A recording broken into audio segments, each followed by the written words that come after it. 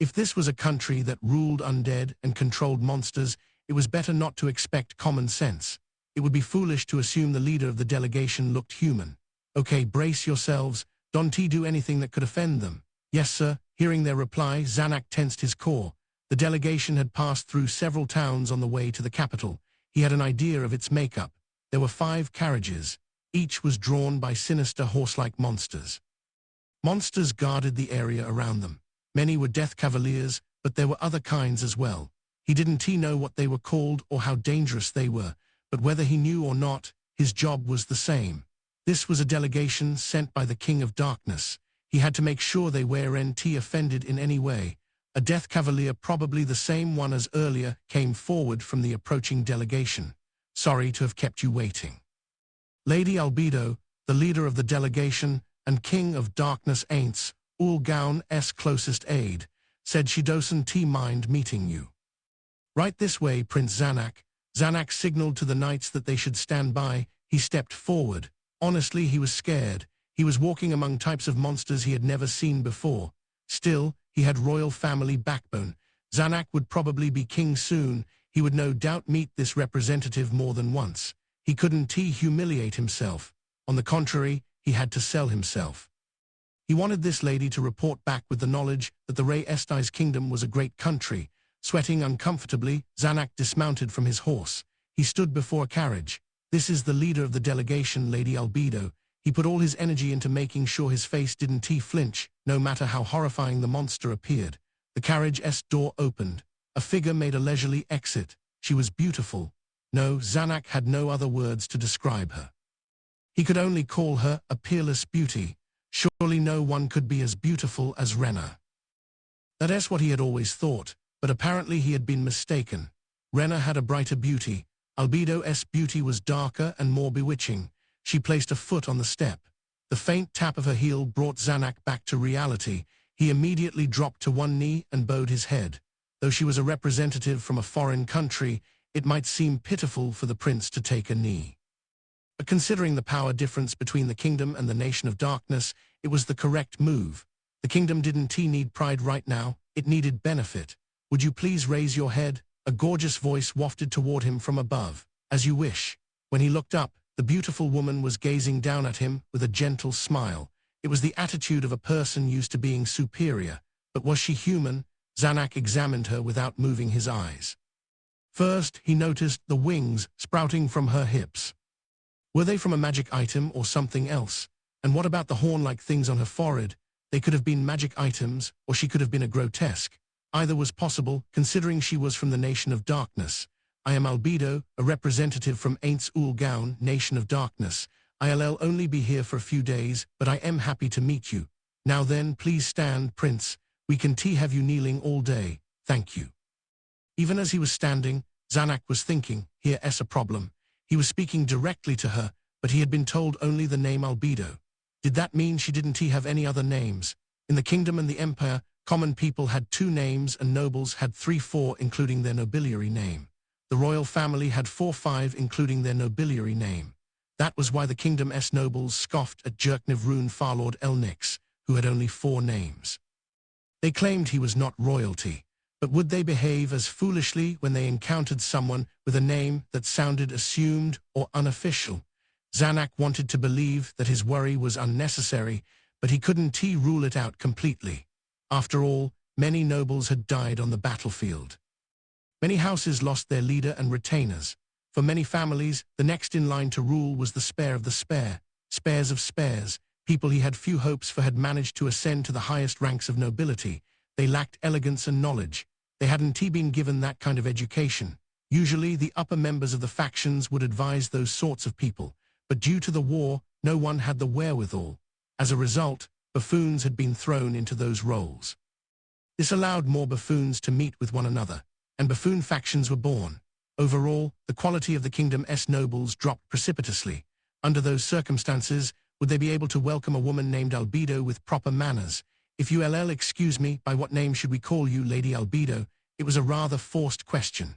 Really, he wanted to ask Lady Albedo, what is your title? That is to say, what is your position within the Nation of Darkness? But he was worried someone would say, You don't even know the position of the representative from the country next door. Still, this was the nation of darkness's fault. It hadn't released any information about what sort of people were in command. Several months had passed since the country was formed.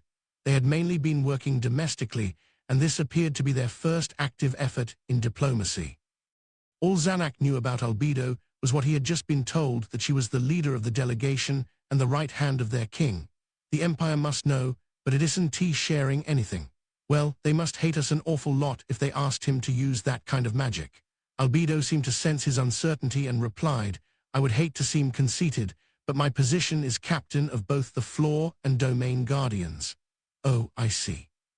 He said he saw, but he had no idea what sort of captain that was. Or rather, he didn't know what she meant by floor. As if sensing the perplexity he attempted to hide, Albedo continued explaining, or perhaps I should say that I am the captain of the Guardians, second in command to Lord Ainsahem, His Majesty, King Gown of Darkness. Ah, is that so? Well, she must at least have a relationship close enough to call him Aints. Is she a duchess? Is she a marquis? This is something I'll have to remember to explain to everyone. Still, what is a captain of guardians? Very well, Lady Albedo. First, allow me to show you to the palace. We were thinking of offering you a residence for honorable visitors in the castle compound during your stay in the kingdom. Please forgive my elderly father, Ramposa III, for only being able to meet you at the castle gate. I don't mind. Her smile didn't twitch. In an ordinary relationship, she would probably thank him.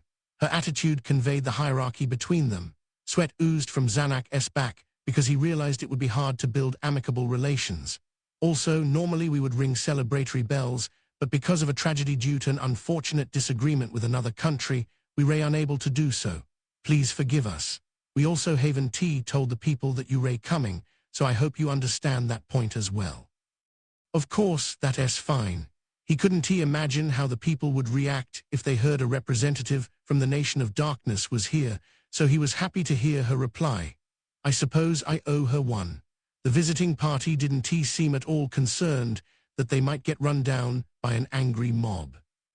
Not only the Death Cavalier, but likely every member of their procession had been selected from the strongest warriors in the Nation of Darkness. Zanak would believe it if someone told him that each of them was equal to Gaze of Stronov. Now then, may I ask you some questions? Yes, I'll answer any questions I can. First, could you tell me what the plan is after we arrive at the palace? Certainly. Tonight, the royal family is planning a banquet for you at the palace. Tomorrow you'll go to the theater.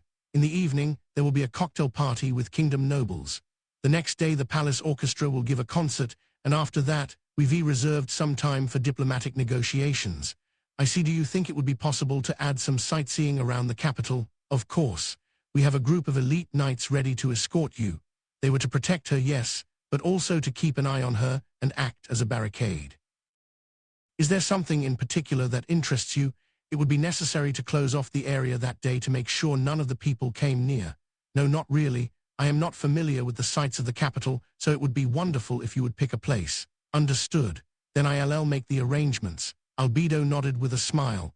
Philip had been thinking for over a month that he was one of the luckiest men in the kingdom. Personally, he felt he was the luckiest, but modesty is a virtue. It was possible that there were nobles luckier than him, so he decided the smart thing to do was to leave it at that. A noble, huh? The corners of his mouth wanted to relax into a smile, but Philip tensed his expression and smoothed the wrinkles out of his clothes. It was his second time participating in a party like this, but as one might expect, given it was being held by the royal family, it was so much more splendid than the other one. The two were incomparable.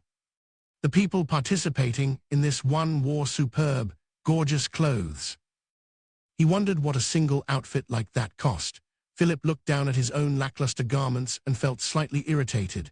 Yes, the clothes the higher-ranking nobles wore were fabulous. A well-dressed noblewoman was smiling at him. Was she merely scoffing at the shabbiness of his attire? He had no reason to think that, but he did anyhow. Looking around, he began to feel like everyone in attendance was laughing at him. This was all because he didn't have any money. If his lands were more prosperous, he would have been able to dress better. But Philip's domain wasn't very wealthy. The clothes he was wearing were hand-me-downs from his brother. A tailor had done a rush job on them, hence the slight tightness in the shoulders. The reason they didn't have money was because the ones in charge up until now had been incompetent. He would make sure to do things right. Philip was the third son of a certain noble. This went for peasant families as well, but life, as the third son, wasn't a very desirable existence. No matter how affluent a family was, if it continued to divide its resources, it lost power. That's why, for peasants and nobles alike, the usual practice was for the first son to inherit everything. An affluent noble family might be able to give a third son financial assistance. A noble family with connections might even be able to have him adopted somewhere. But that wasn't the case with Philip's family.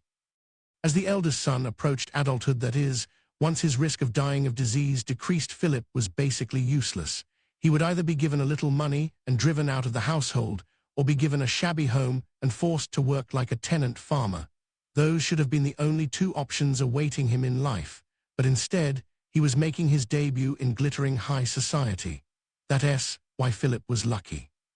His first stroke of luck was probably when his brother number 2 got sick and died. Once brother number 1 made it to adulthood, brother number 2 wasn't worth much anyway. And since the domain didn't have any money, they didn't have a way to call on a priest. They had treated him with herbs, but he never recovered. That was how Philip had been promoted to backup. His worth climbed from farmer to about butler level. That much luck wasn't so rare. Philip felt he was one of the luckiest guys in the kingdom because he got even luckier than that. It happened a few years after he reached adulthood. Just as his elder brother was about to inherit the domain from their father, the war with the empire happened. In a normal year, it would have ended in a face-off. It was the perfect sort of safe war for his brother to earn decorations in, and that's why he went. But he didn't come back. He had gotten caught in the King of Darkness' spell. He died along with 20 farmers he had taken with him as levies. Philip would never forget how thrilled he was to get that report, the joy of learning he was no longer a spare. The only somewhat upsetting part was that the body never made it back. So they lost the full plate armor that had been passed down through their family for generations. But when Philip stepped back to think about it, that wasn't so important. He just had to make an even more splendid suit of armor with money from the domain. The far more major thing was that he was now in position to inherit the household land. He had never thought that would be possible, and the timing was perfect. If his brother had died after inheriting, Philip would be in charge only until his brother's child came of age. Since he had died without inheriting, Philip was sure to receive control. It was almost as if the King of Darkness had done it for his sake. For that reason, although Philip had never even seen the foreign king, he felt close to him. If possible, he wanted to express his gratitude to the Nation of Darkness representative. No, right, he had to use this good fortune. He was lucky. He couldn't let this chance go to waste. The smoldering flames inside him blazed up. Up until now, he had watched the things his father and brother had been doing, thinking how foolish they were. Why don't you do it more like this? It would be more profitable if you did things this way. But he had never said a word. He knew that even if he spoke, none of the profit would come his way. That went for the credit of turning the domain profitable too. He had been saving up his ideas for managing the land for a long time. I'll show the neighboring lords that I am the one fit to rule this domain. I'll show father how wrong he was in thinking to have my brother succeed him. I'll sell fine wheat and vegetables to the merchants. Or should I? If I drew attention like that, would someone steal my landmark idea? But if I don't sell them, I want make money. I need a tight-lipped merchant, someone I can trust. Not that guy. Recalling the face of the government purveyor, Philip scowled. Even though he was delighted about his new situation, the offense at the memory of that man won out. Always looking down on me. For now, I am putting up with it. But I am definitely going to find a brilliant merchant in the capital and get rid of him. I was already making the right connections. Philip praised himself for beginning to network despite having been in the capital only a matter of weeks. This helped dispel his displeasure. Yes, I am great. I am already building a big pipeline. I am absolutely going to make the domain rich and make a fortune. All the idiots looking down on me will learn just who they were ridiculing. As he was imagining the shining future that would most certainly come, a man's voice echoed throughout the hall. Ladies and gentlemen, I would like to introduce the head of the delegation from the Nation of Darkness, the Honorable Albedo. The orchestra that had been playing quietly paused. The voices of the people chatting faded. A ceremonial guard by the door seemed to have just announced the guest of honor at this royal cocktail party. Albedo is said to be the right hand of the King of Darkness. He serves as the captain of the Guardians, which is equivalent to Prime Minister, and he is attending alone this evening. Philip heard a nearby woman murmur, "Oh my, alone." The wealthy-looking noble standing next to the woman reproved her with an "Oh, stop." Philip's expression was puzzled. "I think it's fine to come alone, but I am surprised they sent someone of such high rank to represent them. Is the nation of darkness that interested in us?" He wondered what sort of man it would be. Then he turned his attention to the door next to the guard. "And now, may I present the leader of the delegation, the Honorable Albedo." The door opened, and the room fell silent. Standing, there was a woman who truly appeared to be a goddess. Her features were more beautiful than those of any farm girl Philip had ever seen. She was more beautiful than any prostitute he had visited since coming to the capital, or anyone else he had ever met. Certainly, the princess he had seen earlier was beautiful, but his personal tastes put this woman above her. Her clothing was also gorgeous: a silver dress, golden hair ornaments, and a shift over the lower half of her dress that seemed like black wings. The way the magic light reflected in the air made it seem like she was glowing. Philip took a sidelong glance at the woman who had spoken earlier. She stood there in shock. An oafish look was on her face. Wow, he thought, even the guest of an admirable noble makes faces like that. She looks like any old farm girl. Philip felt triumph welling up in his breast. It was because the representative from the country he felt some sort of affinity with was superior. "Welcome, Lady Albedo." Ramposa III stood and greeted her. "Thank you for having me, Your Majesty." Philip could tell from her profile that she was beaming. There's simply aren't words that do her beauty justice. "I've gotten old, so my apologies, but I'll be using a chair. Now then, nobles of the kingdom, the guest of honor has arrived. Enjoy this evening. I hope you will as well, Lady Albedo." "Thank you, Your Majesty." She wore a broad smile. When he glanced around, he noticed that the noblewomen were saying incomprehensible rubbish.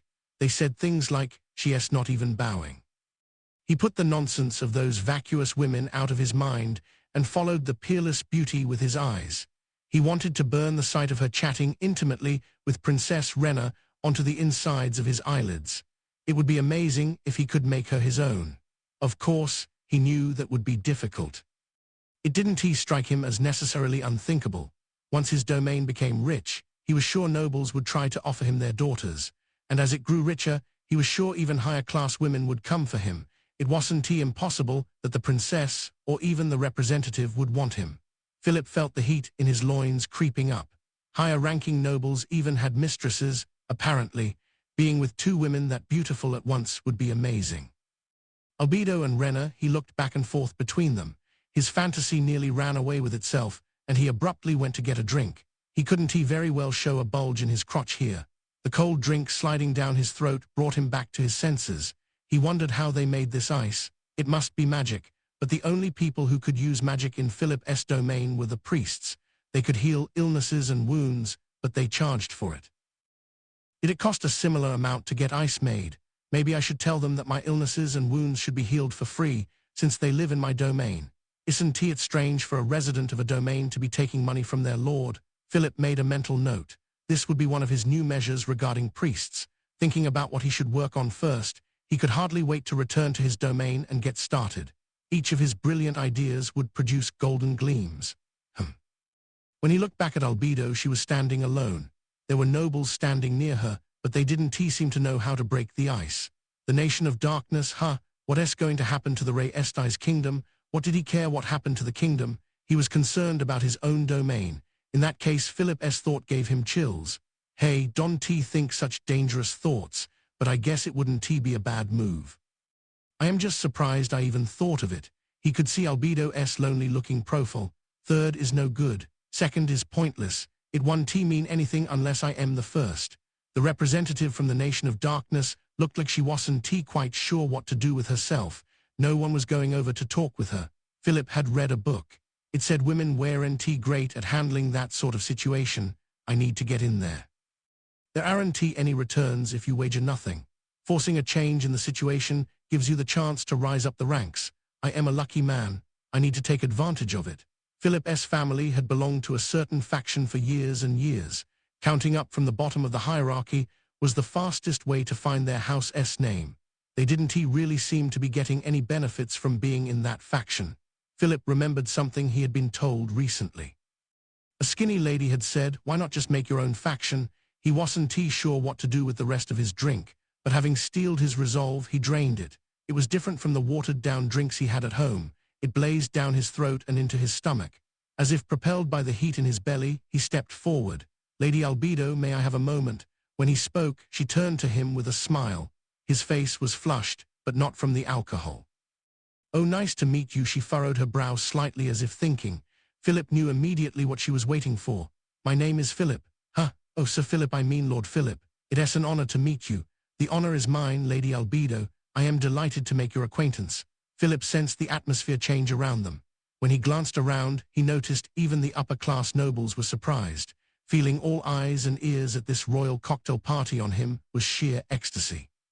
I am the center of attention." He had been treated so coldly. But now the kingdom nobles, the most important people in the country, were paying attention to him.